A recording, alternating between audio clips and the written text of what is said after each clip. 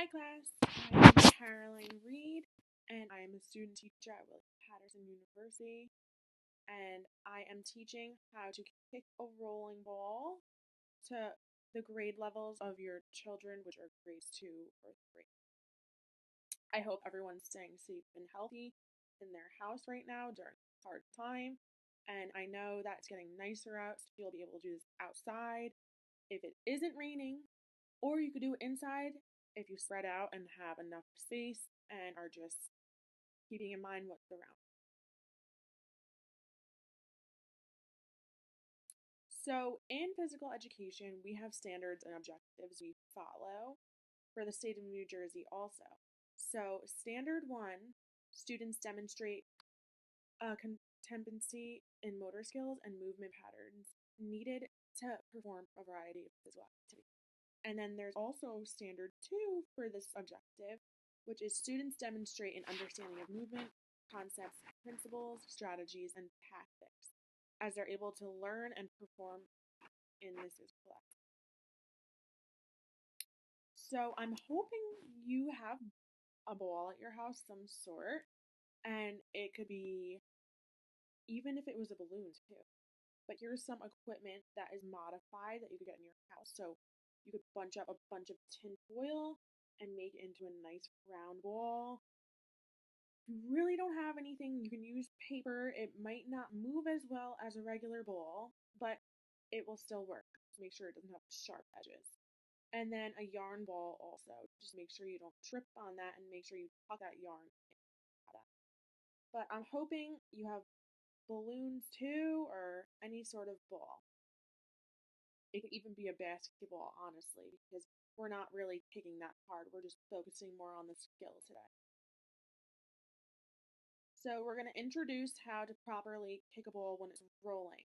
I'm sure a bunch of your children already kick balls, and this is just more focusing on the movement when the ball is rolling to them.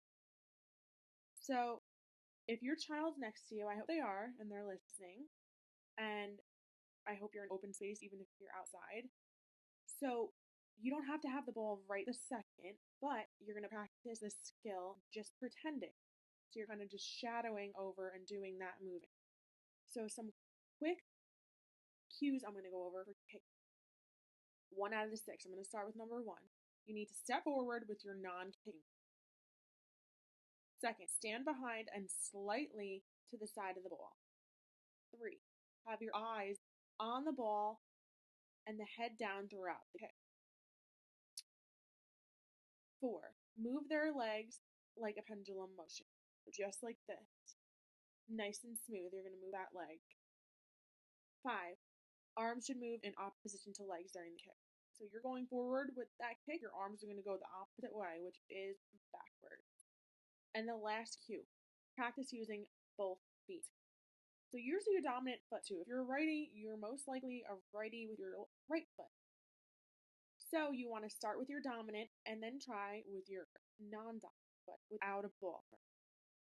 Then we're going to go to the ball. So now we're going to focus on the kicking rules and safety. First, only kick to your partner in a drill. So make sure your partner is paying attention before kicking. They should be looking at you. So if you have your parent or siblings or whoever's around you, just make sure they are looking at you. You do not want to hit anything or anyone.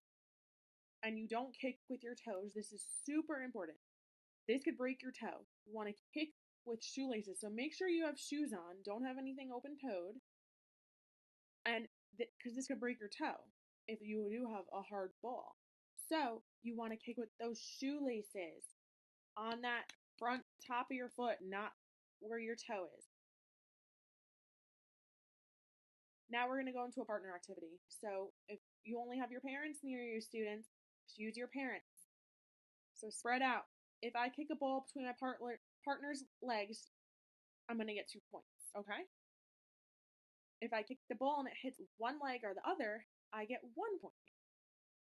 If I kick the ball and it goes outside my partner's legs, I get 0 points. So hopefully your partner and you could keep track, get a piece of paper near you or put it down on a phone. And if my partner notices that I kick a ball with my shoelaces, I get 5 points. because we're really focusing on that. Does this mean that I still can get a lot of points even if I don't get it through my partner's legs? Yes, you can. And then once you start getting that drill down with your partner and it's going good, you could add another 5 points if you make a smooth running approach without stopping. So if you're kicking the ball when it's rolling and you're not stopping and it's nice and smooth, 5 points. If the ball leaves the ground and it's in the air, you will receive no points. You do not want the ball to go up in the air. That's not the point. We want to just focus on it being smooth, going across as the ball is in movement. So you have a few minutes, just practice this game. You need someone for this game. And like I said, jot down your points. Make it competitive and fun. This is an assessment that your parents, you could print out or you could just take a picture, write it down, but it's ideal if you print it out because there is 2 rows where you will check off if you're still working on it or if you got down the skill. So don't forget to fill out the bottom part. I want to hear this from your parents or you, what you think you did well at the end of the lesson today and what you think you could work on. No one is perfect, so it's okay if you have more than one thing in each column. So we'll just run through this really quick in a little overview. So there's the visuals of what we are doing. So if your arms are out to the side for balance, do you think you have that down? Just circle that soccer ball. You'll circle one of those and it will be good. So you could hand that in, or your parents could take a picture, send it to me, whatever is easier for you all.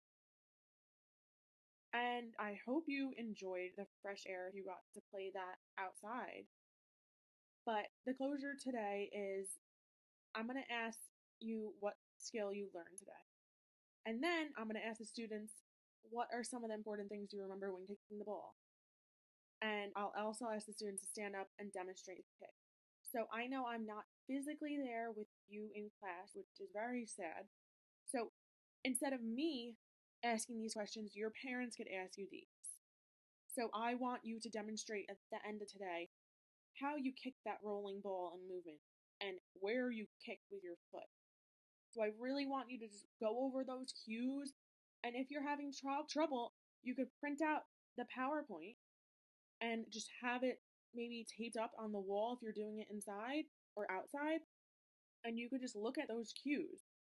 It's going to be very fun if you're doing it with your friends, your parents.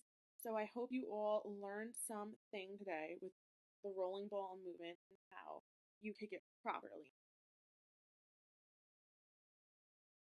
Thank you, and I hope you all stay well and healthy, and I hope to see you all soon. Thanks.